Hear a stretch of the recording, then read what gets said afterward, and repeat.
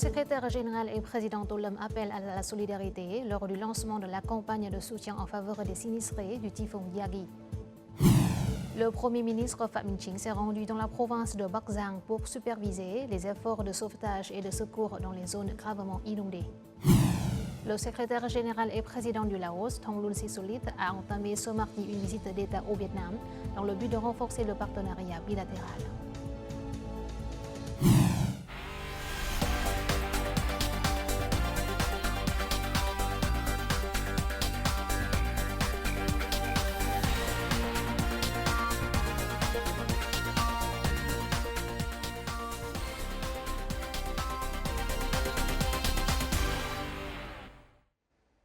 Mesdames et messieurs, bonjour, bienvenue au journal en français de la télévision du Vietnam. Voici tout de suite les informations de l'actualité. Suite au passage du super typhon Yagi, la région du nord du Vietnam est en proie à des inondations les plus graves depuis 60 ans. Les niveaux de fleuves montent rapidement. Lào Cai, Cao Bằng, Yên Bái, Thái Nguyên et Hanoï sont les localités les plus durement touchées par les crues et inondations. Le dernier bilan fait état de 127 morts et 54 personnes portées disparues. Plus de 760 personnes ont été blessées. Actuellement, des dizaines de milliers de personnes vivent dans les zones complètement isolées et ont gravement besoin de soutien. Les inondations devraient se compliquer dans les jours à venir.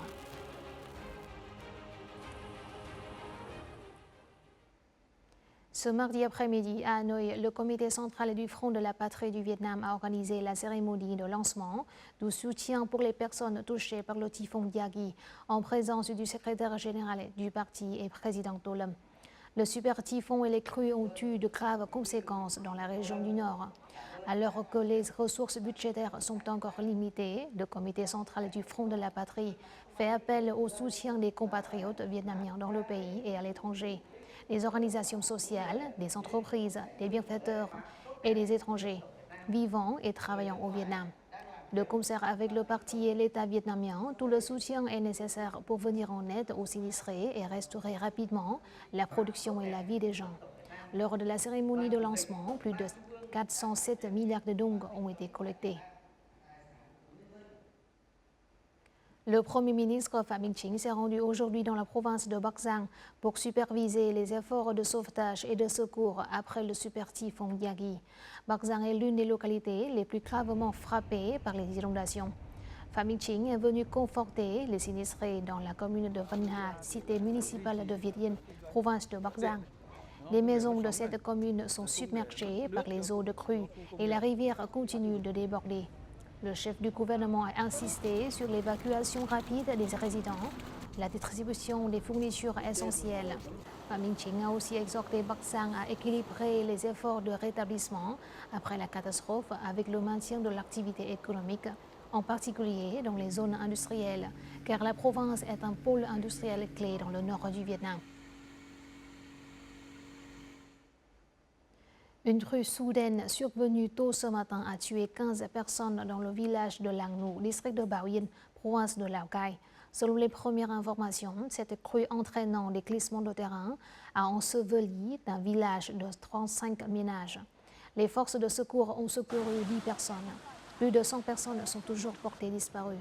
Selon la population locale, cette région n'a jamais connu de telles catastrophes naturelles. Les activités de secours sont très difficiles car la circulation et les communications sont coupées. Lundi soir, dans la province de Lào Cai, des milliers d'habitants le long de la rivière Rouge ont été rapidement évacués alors que des glissements de terrain et des crues soudaines menaçaient les zones vulnérables. Les autorités locales travaillent désormais 24 heures sur 24 pour gérer la situation. Tout de suite, état de lieu dans le quartier de Cốc Liễu de la ville de Lào Cai. Les bateaux à moteur naviguant dans la rue An Dương Vương de la ville de Lào Cai à 1 h du matin pour évacuer les résidents coincés dans leurs maisons avant que les eaux de crue ne montent davantage. En quelques heures, les eaux de crue dans les quartiers de Cốc Liễu le long de la rivière Rouge ont atteint 1,5 mètres de hauteur.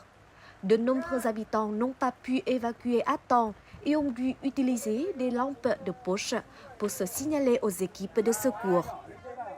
Chaque fois que Huey, un agent de sécurité, apercevait une lampe de poche ou un bras qui faisait signe, il dirigeait son bateau pour porter secours, même s'il savait que les membres de sa propre famille étaient toujours bloqués dans les eaux de crue. Mes deux petits-enfants et leurs parents sont toujours coincés et n'ont pas encore été secourus.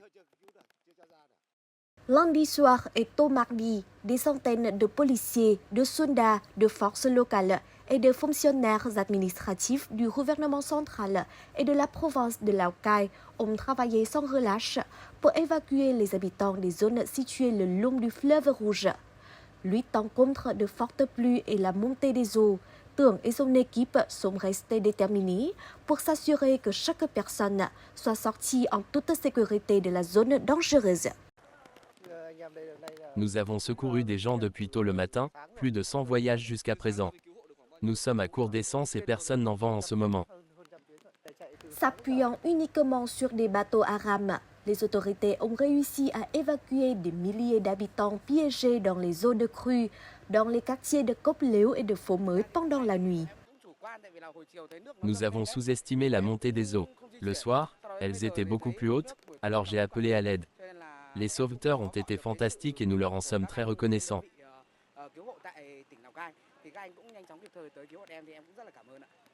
À ce jour, la province de Lào Cai fait état de 16 morts, 12 disparus et 15 blessés à cause des inondations. La catastrophe a endommagé 1200 habitations et affecté plus de 900 hectares de cultures agricoles et aquatiques. Les gens restent vigilants, car de graves inondations et des glissements de terrain devraient se poursuivre dans les prochains jours. Tout de suite, Thuyen résume en bref les conséquences des crues et glissements de terrain dans d'autres localités du Nord. Après Lào Cai, la province montagneuse de Cao Bằng a enregistré de lourds dégâts humains dus aux inondations et glissements de terrain. Jusqu'à présent, le bilan encore provisoire fait état de 24 morts, 13 blessés et 31 disparus. Des centaines de glissements de terrain se sont produits et continuent de prendre de l'ampleur dans de nombreux endroits. Aujourd'hui, un poste de commandement a été établi dans le district de Nguyen Binh pour diriger les travaux de recherche et de sauvetage des victimes. Dans la ville de Tuyên Quang, de nombreuses routes et zones résidentielles sont gravement submergées et isolées. Le niveau de la rivière Lô a dépassé la cote d'alerte numéro 3.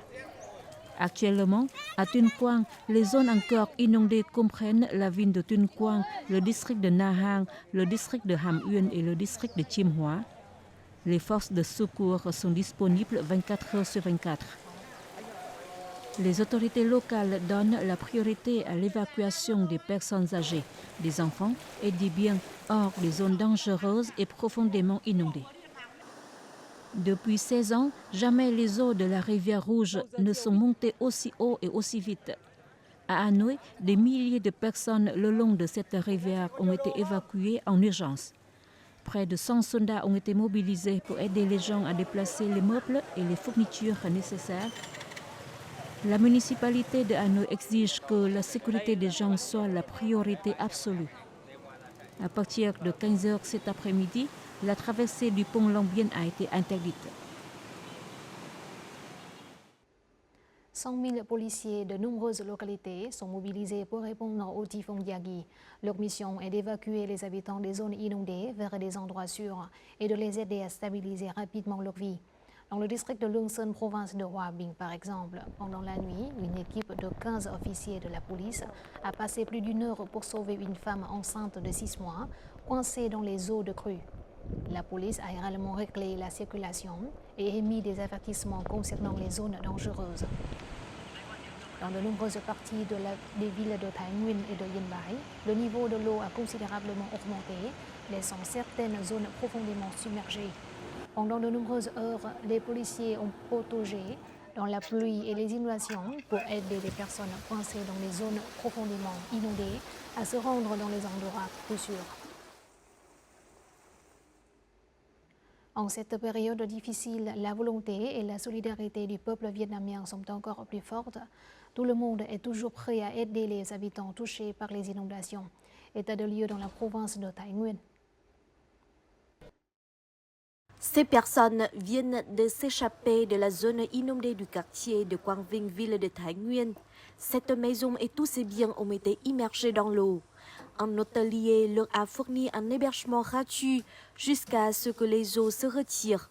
Les 30 chambres de l'hôtel sont pleines. Lorsque les eaux de crue sont très fortes, il est très difficile de trouver un endroit où loger. Je me sens très chanceux. Ma famille se trouve également dans la zone inondable, donc je comprends et sympathise avec les difficultés des gens. Je veux apporter ma contribution pour aider les gens. Environ 3000 ménages à Thái Nguyên sont submergés par les eaux. Les autorités locales ont mobilisé 100% des officiers et soldats pour mener à bien la tâche d'évacuation des foyers dangereux et assurer les conditions de vie des personnes vivant dans les zones inondées.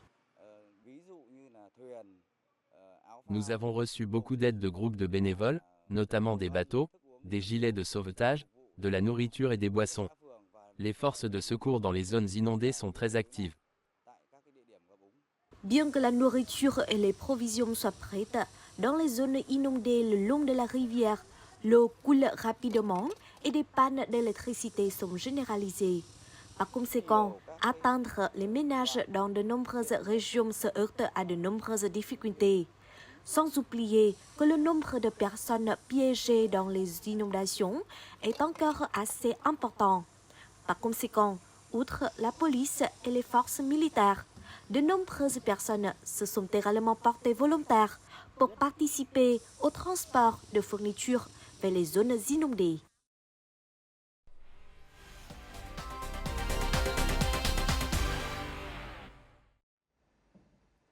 Le secrétaire général du Parti révolutionnaire populaire et président du Laos, Thongloun Sisoulith, a entamé ce mardi une visite d'État au Vietnam. Cette visite de 4 jours intervient à un moment où les relations bilatérales sont au plus haut sommet, avec une volonté commune d'élargir le partenariat. Aussitôt après la cérémonie d'accueil, Thongloun Sisoulith s'est entretenu avec le secrétaire général et président vietnamien To Lâm. Tout de suite, compte rendu de Thuyen. Cette visite au Vietnam du secrétaire général et président du Laos Thongloun Sisoulith est sa deuxième depuis le début du mandat du 11e congrès du Parti révolutionnaire populaire Lao, fondé sur une fidélité et une confiance réciproque, la grande amitié, la solidarité spéciale et la coopération intégrale Vietnam-Laos constituent un trésor commun inestimable pour les deux nations. Lors de leur entretien, le secrétaire général et président du Laos a adressé sa profonde sympathie au Vietnam. Pour les lourdes pertes humaines et matérielles causées par le typhon Yagi, To Lâm a souligné que le renforcement des liens politiques avec le Laos est une priorité stratégique pour le Vietnam. Les deux dirigeants ont par la suite discuté des mesures visant à actualiser les mécanismes de coopération existants et explorer de nouveaux axes de collaboration. Ils ont convenu de renforcer le pilier de la coopération en matière de défense et de sécurité. Les questions de développement, d'économie et de commerce étaient également au cœur des échanges. En 2023, le commerce bilatéral Vietnam-Laos a atteint 1,6 milliard de dollars. Pour les 8 premiers mois de 2024, il a atteint 1,3 milliard de dollars, marquant une hausse de 16% sur un an. Lors de l'entretien, Thongloun Sisoulith et To Lâm ont abordé divers enjeux internationaux et ont convenu de promouvoir la connectivité entre les trois économies Vietnam-Laos-Cambodge. Dans un contexte mondial marqué par de nombreuses turbulences, le Vietnam et le Laos sont pleinement conscients des avantages d'un partenariat solide et fiable. Les deux dirigeants ont convenu de maintenir efficacement l'échange d'informations et l'évaluation de la situation internationale, de veiller à la protection des intérêts légitimes de chacun conformément au droit international, notamment sur les questions relatives à la mer orientale et à l'utilisation durable des ressources en eau du Mékong et de se soutenir mutuellement de manière efficace sur les questions internationales et régionales, ainsi que dans les activités au sein des forums multilatéraux. Notre journal continue avec les taux de change et l'indice de la bourse du Vietnam.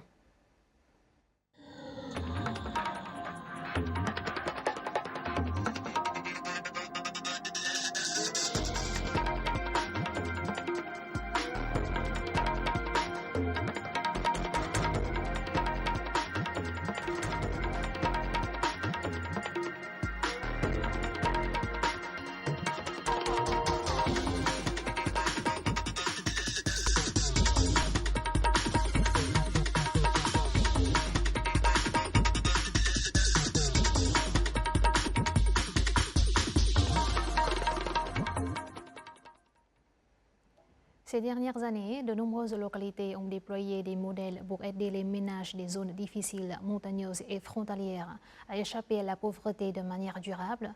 La diversité des modèles de développement économique est considérée comme une nouvelle direction pour les ménages pauvres et quasi-pauvres. Tout de suite, état de lieu dans la province d'Ongui An, une localité dotée de nombreux modèles de développement économique pour aider les ménages à sortir de la pauvreté. Avant, la famille de M. Ting ne cultivait que l'acacia et du thé, ce qui rendait ses revenus instables. Il se consacre désormais à l'élevage de sangliers, de poulets et de 400 porcs épiques. M. Ting fabrique sa propre nourriture pour les animaux. Grâce à ses choix, ses produits sont vendus dans plusieurs provinces et son revenu annuel est de 250 à 300 millions de dong. Je veux emprunter davantage de capital pour me développer. Actuellement, mon capital est très limité, car le terrain ici n'a pas de livre rouge, donc je ne peux pas hypothéquer la propriété. Les banques politiques ont créé des conditions pour les prêts non garantis. Pour accélérer le rythme de réduction de la pauvreté dans les districts frontaliers, Nghe An a dépensé plus de 13 300 milliards de dong en capital de politique sociale pour aider plus de 240 000 ménages pauvres et familles politiques. Il s'agit d'une source de capital importante pour aider les gens à échapper durablement à la pauvreté. La province de Nghe An continue de se concentrer sur l'investissement de capitaux dans les ménages pauvres et quasi-pauvres des zones frontalières et isolées afin de répondre au mieux à leurs besoins de développement économique. Alors que la plupart des habitants du village de Lotier ne cultivaient que de la canne à sucre ou du manioc depuis des années, M. Chet a transformé tout son jardin pour y cultiver des bananes. Grâce au capital politique, il a investi avec audace dans cette bananerie de 2 hectares. Chaque année, il peut économiser 200 millions de dong. Les bananiers me rapportent 4 fois plus de revenus que la culture de la canne à sucre et du manioc. La conscience des gens est passée de passive à proactive. Ces dernières années, les gens ont pris des mesures proactives pour échapper à la pauvreté. De nombreux modèles d'évasion durable de la pauvreté ont vu le jour dans les zones montagneuses. Ce modèle de culture de reine d'acacia rapporte chaque année 300 millions de dong de revenus pour les travailleurs locaux. Le riz a toujours été le principal produit d'exportation du Vietnam.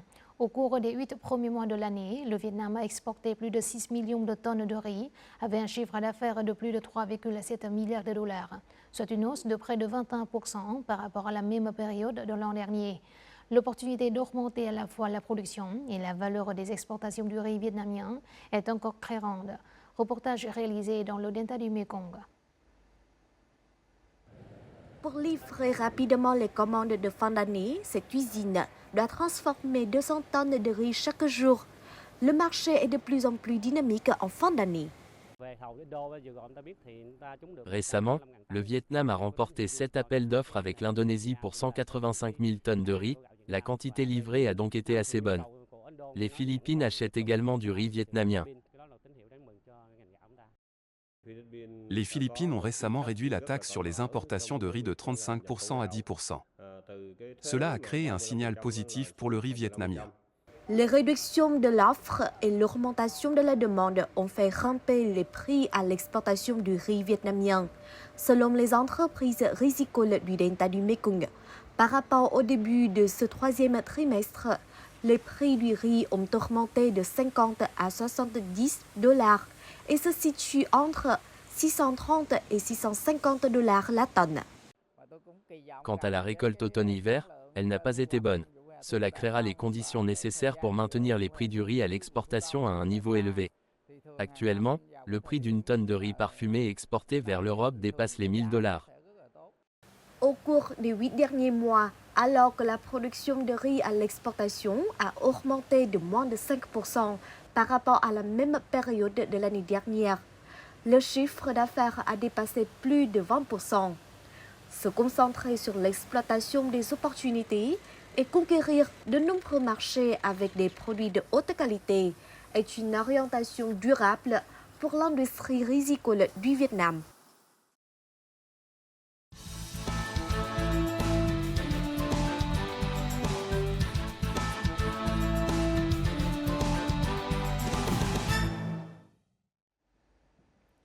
L'artisanat et les arts populaires sont les côtés forts et les domaines que l'ancienne ville de Hue An préserve et valorise depuis plusieurs années.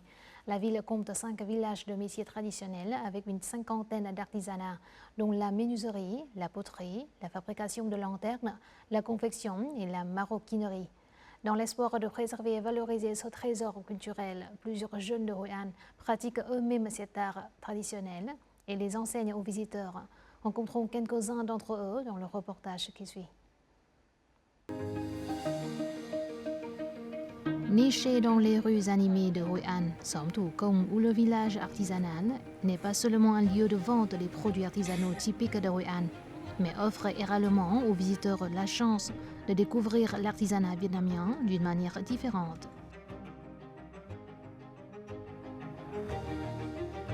Xóm Thủ Công a été créé en juin 2023. Au départ, nous n'avons organisé que des ateliers de maroquinerie et de couture. Plus tard, nous avons eu l'idée de nous connecter avec des amis qui font également de l'artisanat. C'est ça qui a eu l'idée de créer un endroit comme un village artisanal. J'avais ma propre marque qui se concentrait sur la confection sur mesure dans le style qui faisait la renommée de Hue An. Ça m'a invité à participer à un marché du week-end. Au début, beaucoup de gens me demandaient pourquoi notre marché n'était ouvert que pendant le week-end. C'est pourquoi j'ai envisagé l'idée d'ouvrir un magasin tous les jours pour que les gens puissent le visiter à tout moment. Organisé à l'origine comme un événement périodique, Som Thu Kong s'est progressivement transformé en un établissement plus permanent. En visitant Som Thu Kong, les visiteurs sont immédiatement enveloppés par une atmosphère à la fois intemporelle et vivante. L'air est rempli des sons des artisans au travail.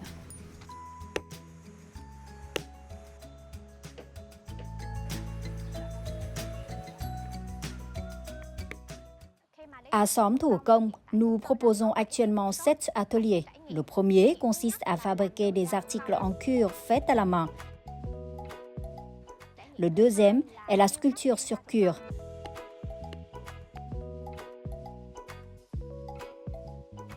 Le troisième consiste à fabriquer et à peindre des masques inspirés du théâtre traditionnel vietnamien. Le quatrième consiste à créer des modèles de costumes traditionnels vietnamiens. Le cinquième consiste à faire du macramé. Le sixième est le crochet. Et le septième consiste à recycler des chutes de tissu.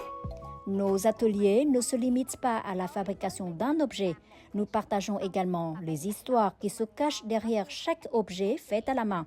Par exemple, en ce qui concerne l'artisanat du cuir, nous racontons l'histoire des 100 ans d'histoire de l'artisanat du cuir à Hue An. Nous disposons également d'un espace d'exposition présentant les anciennes formes de chaussures transmises par nos ancêtres.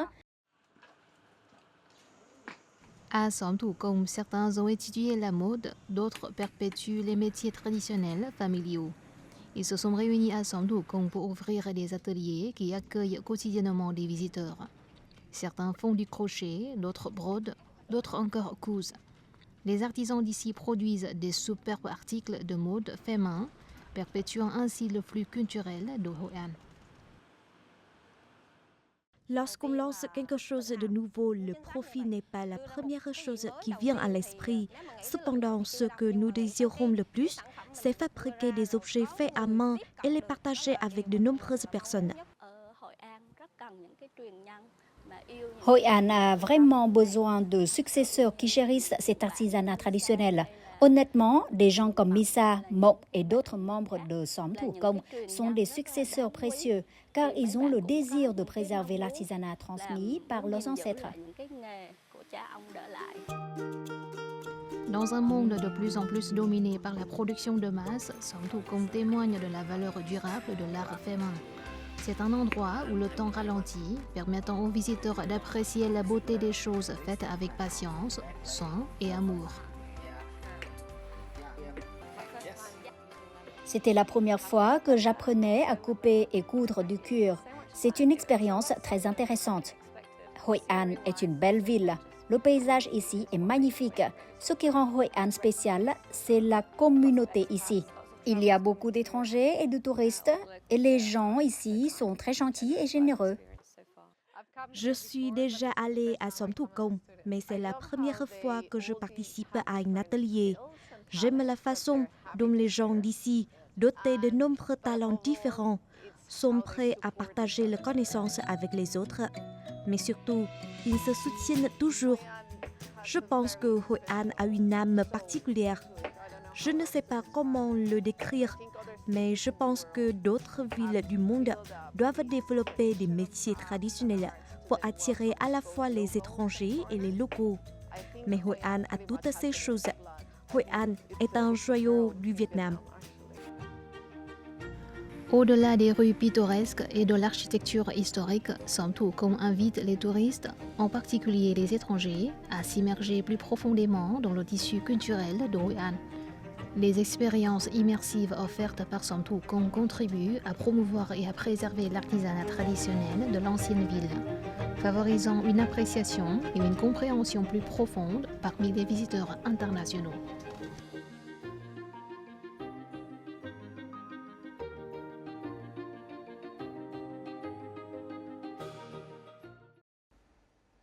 Voici tout de suite les prévisions météorologiques dans les principales villes du Vietnam.